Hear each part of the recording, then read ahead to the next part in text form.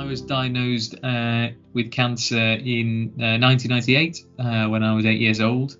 I was diagnosed with Ewing Sarcoma on my left thigh. I had 12 months of chemotherapy, effectively, which was very, very harsh type of chemotherapy, and I had 2 surgeries on my left thigh, to the extent of which, effectively most of my muscle on my left thigh had been removed to try and ensure that all the cancer had been taken out.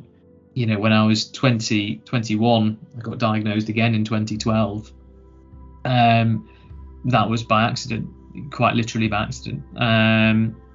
I injured myself at the gym and hurt my collarbone, and a massive lump appeared on my collarbone almost instantaneously.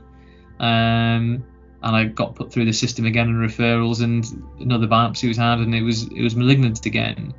I think what was most frustrating to me, and one of the reasons what's led me here today, and to speak to you, is really my own frustration and really disappointment and anger at some of the lack of advances, I guess I'd put it that way, in for my opinion anyway, in the treatment of children's cancer. It remains an incredibly sad fact that it is usually left to the families of the child that has suffered or suffering from cancer to raise awareness and raise money into the research that led to that cancer, and in some instances led to the tragic death of that child.